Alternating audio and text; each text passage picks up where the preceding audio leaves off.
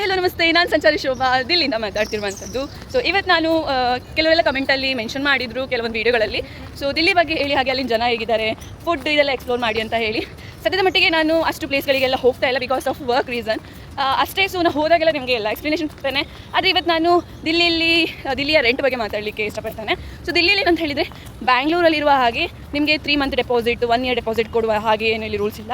ಇಲ್ಲಿ ಯಾವ ರೀತಿ ರೂಲ್ಸ್ ಅಂತ ಹೇಳಿದರೆ 1 month plus 1 month 1 month rent 1 month deposits 1+1 ಇವತ್ತು 10,000 ಇದ್ದರೆ 20,000 ನೀವು ಫಸ್ಟ್ ನೀವು ರೂಮಿಗೆ ಶಿಫ್ಟ್ ಆಗುವಾಗ ಕೊಡಬೇಕಾಗುತ್ತೆ. ಹಾಗೆ ದಿಲ್ಲಿಯಲ್ಲಿ ನಿಮಗೆ ಬೇಕಾದ ಹಾಗೆ ರೂಮ್ಗಳನ್ನು ಹುಡ್ಕೋಬೋದು. ಫಾರ್ ಎಕ್ಸಾಂಪಲ್ ನಿಮಗೆ ತುಂಬ ಫುಲ್ಲಿ ಫರ್ನಿಶ್ಡ್ ಫ್ರಿಜ್ಜು AC ಎಲ್ಲ ಇರಬೇಕಂತ ಹೇಳಿದರೆ ಅದಕ್ಕೆ ಫುಲ್ಲಿ ಫರ್ನಿಶ್ಡ್ ರೂಮನ್ನು ಹುಡ್ಕೋದು. ಮಿನಿಮಮ್ ನಿಮಗೆ 1 BHK ಫುಲ್ಲಿ ಫರ್ನಿಶ್ಡ್ ಅವ್ರ 1 ಅವರ್ಗೆ 15,000 ಒಳಗೆ ಸಿಗುತ್ತೆ. ಬೇಡ ನಿಮಗೆ ಫುಲ್ಲಿ ಫರ್ನಿಶ್ಡ್ ಬೇಡ ಅಂತ ಹೇಳಿದರೆ 2 BHK 10,000 ಕೂಡ ಕೆಲವೊಂದು ಏರಿಯಾದಲ್ಲಿ ಸಿಗುತ್ತೆ.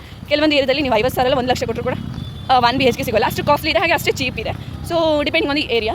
ಸೊ ಇದು ದಿಲ್ಲಿಯ ರೆಂಟ್ ಬಗ್ಗೆ. ಸೊ ನೆಕ್ಸ್ಟ್ ಬೇರೆ ವಿಡಿಯೋದಲ್ಲಿ ಬೇರೆ ವಿಚಾರಗಳನ್ನು ನಾನು ನಿಮಗೆ ಹೇಳ್ತೇನೆ. ಅಲ್ಲಿ ತನಕ ಟೇಕ್ ಕೇರ್, ಬಾಯ್.